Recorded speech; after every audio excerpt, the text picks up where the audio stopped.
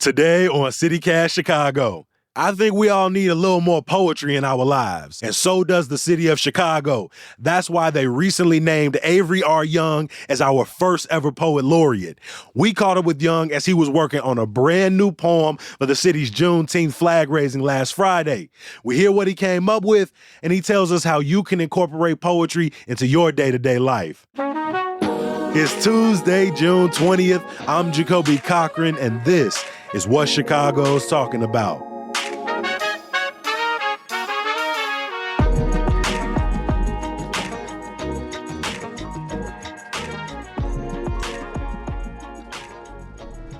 To all that is Juneteenth, Friday, June 16th, 2023. Maybe along with this flag in this plaza, or them firecrackers popping off in North Lawndale and all them other freedom festivals out west, over east, up north, and out south, maybe along with all of this, we should remember to rest. For what is an emancipation without a backyard just to sit and wonder about that 40 acres and a mule? We are sitting here with writer, performer, educator, visual artist, and activist, and Chicago's first ever poet laureate, Avery Young. Avery, welcome to CityCast Chicago. Thank you. You sitting in the library right now working on a poem. What does that creative process look like for you? Oh, it's right now. Tomorrow you got to read something.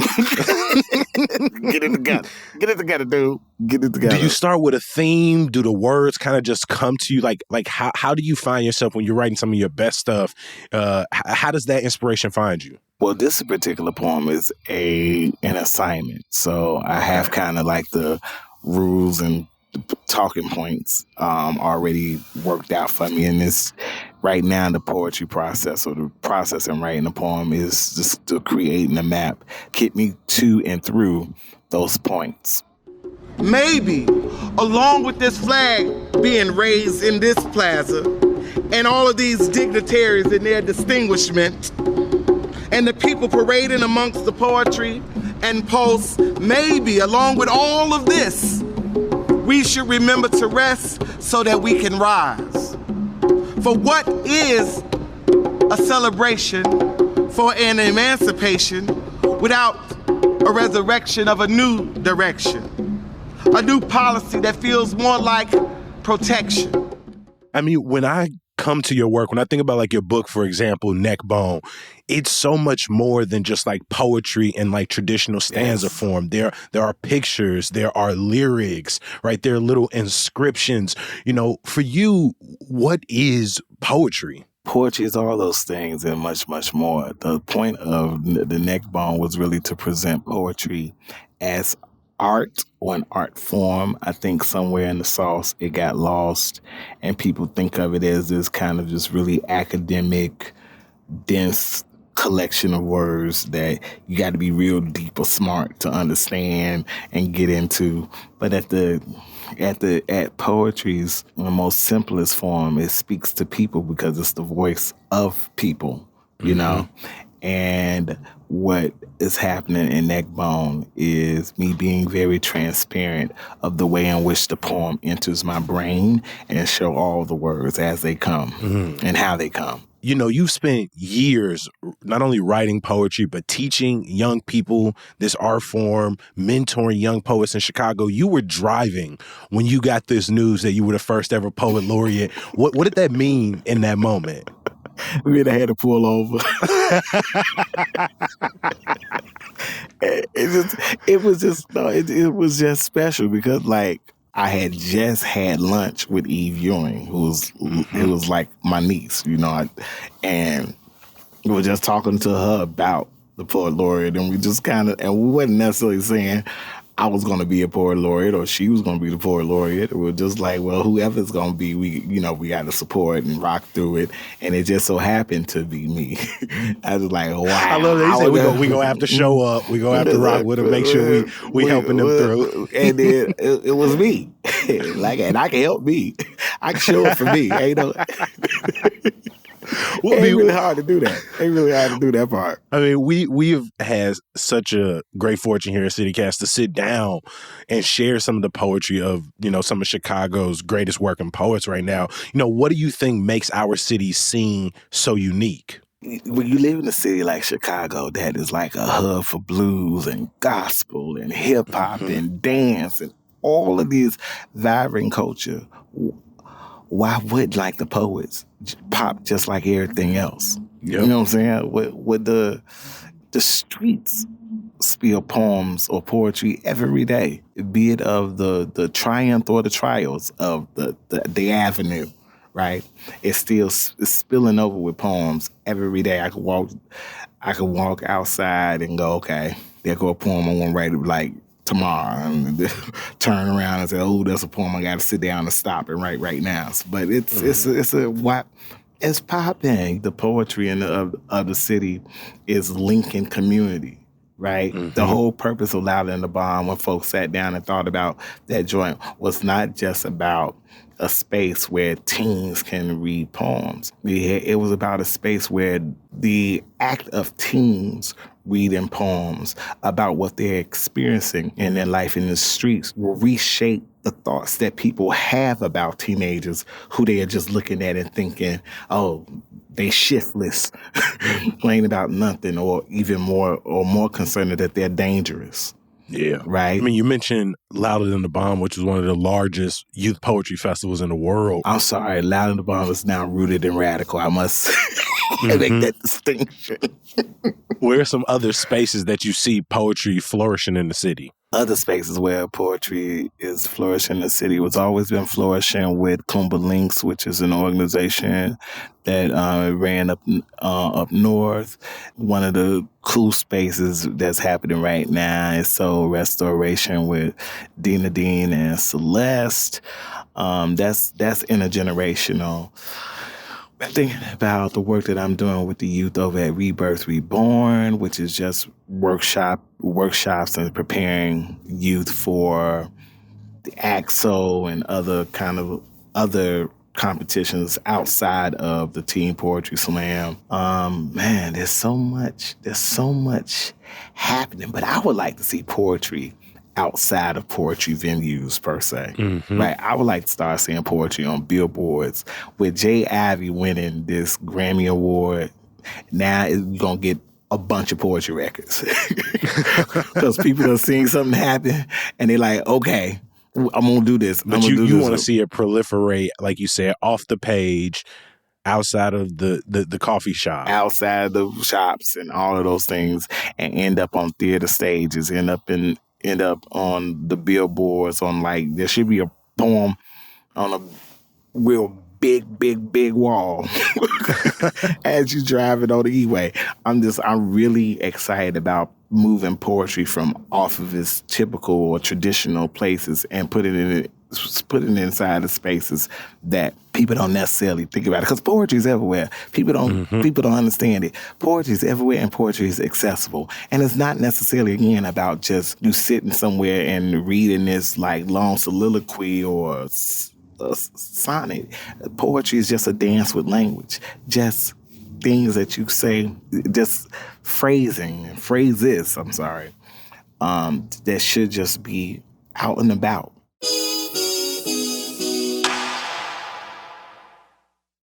Can you remember when you realized that performing or teaching this art form was going to be such a huge part of your life?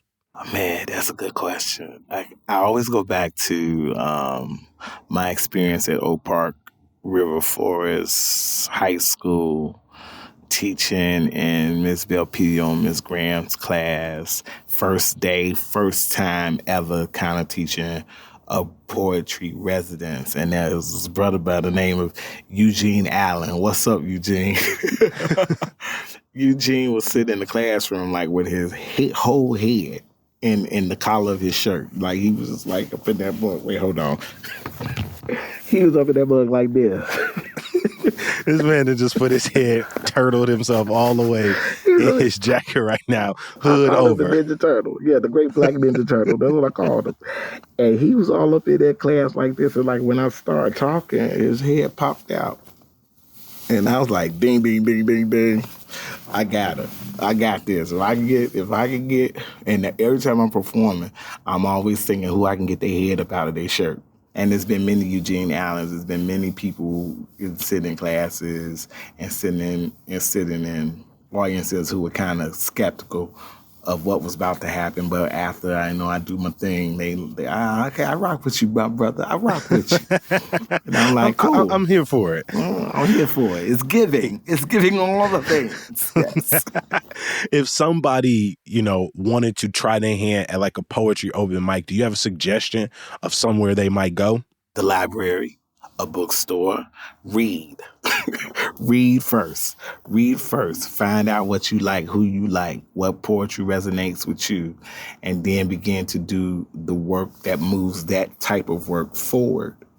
And then when you get into a poetry venue, you then present their work like you really, really, really, really, really care about it.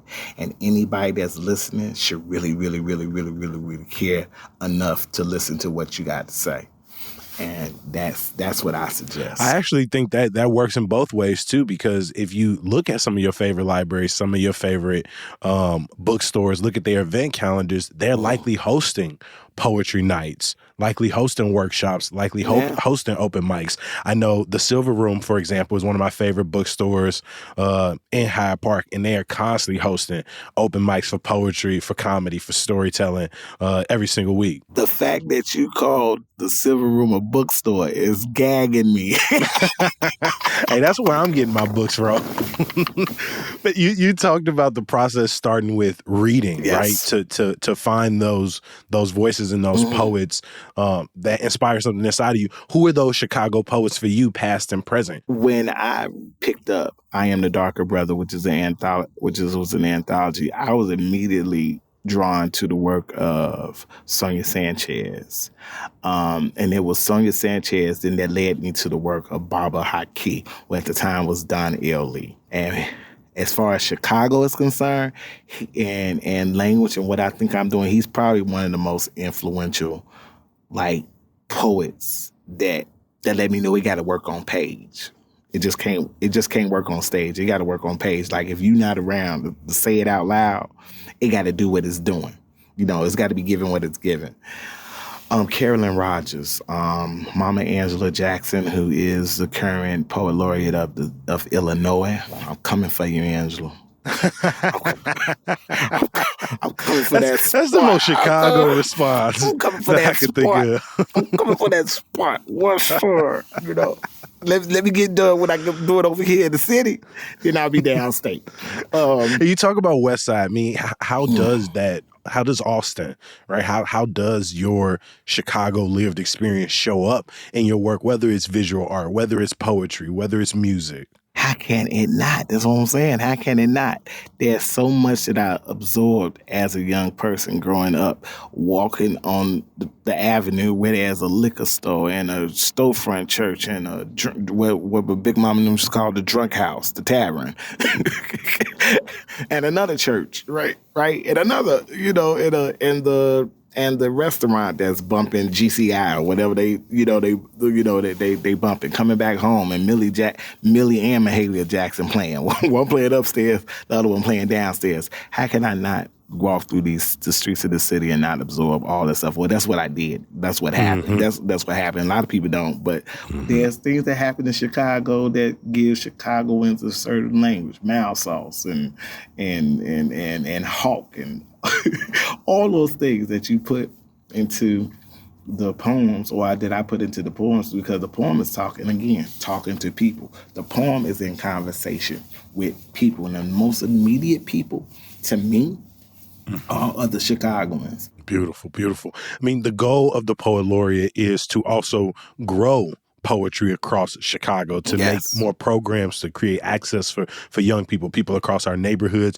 What is your vision to use this position to, as some would say, further weave poetry deeper into the fabric of Chicago? Well, I want to invite young people to write poems together.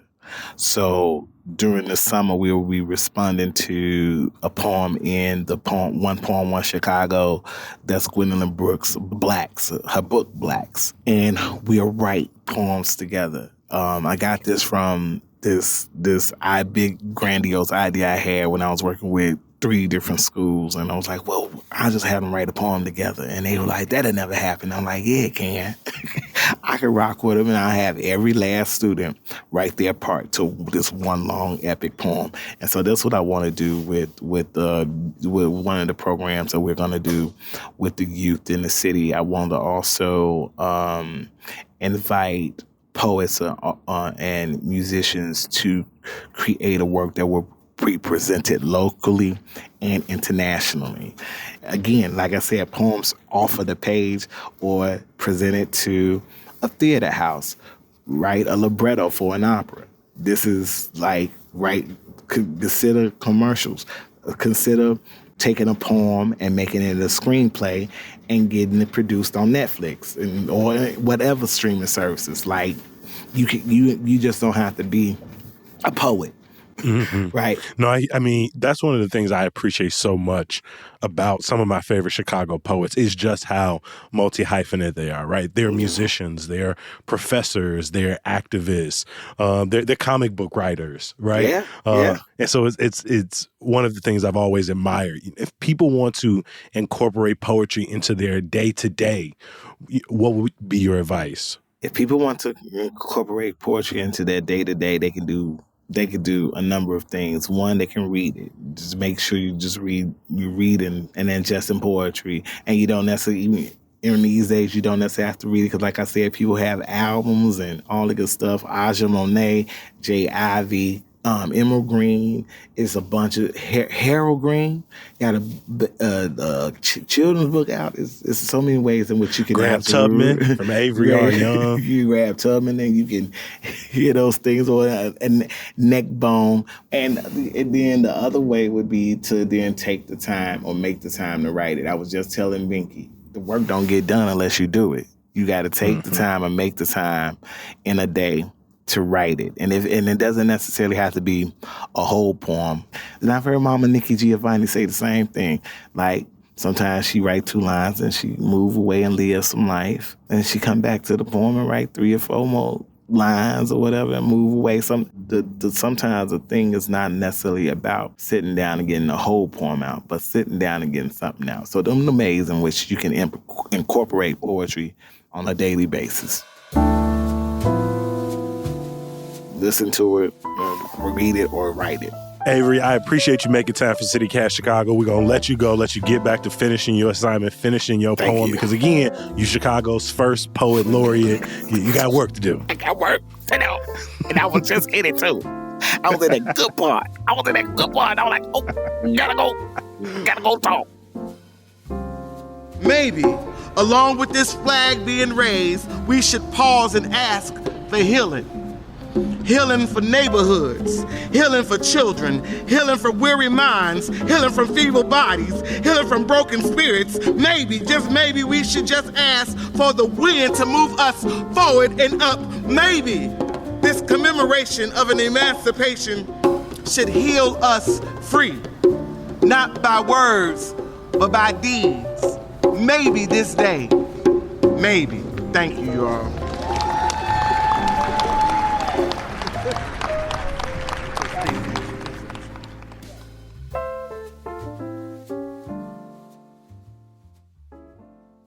Before I let you go, a little bit of news, y'all. Park District officials say all of the city's public pools are expected to open this Friday as more than 300 lifeguards are being trained. Now, if you remember last year, pools were delayed into July.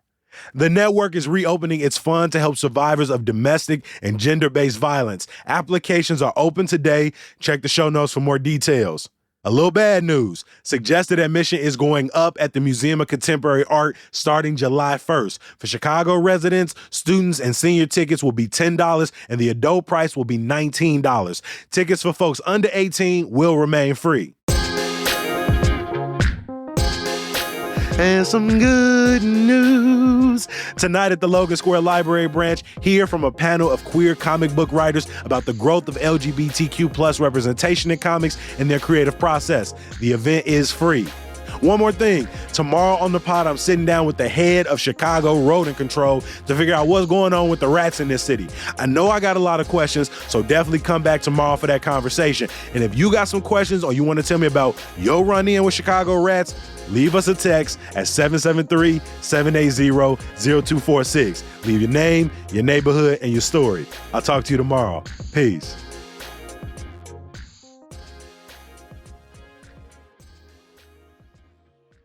The fact that you called the Silver Room a bookstore is gagging me. Hey, that's where I'm getting my books from. No, I got nothing but love for Eric and everybody over there. They're my peoples over there at the Silver Room bookstore. But that ain't what I think of a bookstore. But yes, you can get books. I agree with you, though, but you can definitely get books there. And wait, hold up. And you know what? They ain't got not one neck bone up in that mug. You hear me? So we gonna really talk. It ain't a bookstore. The poet laureate is spoken. And when the neck bones get up in the store, then I'll say, ding, ding, ding, ding, ding, Silver Room is a bookstore.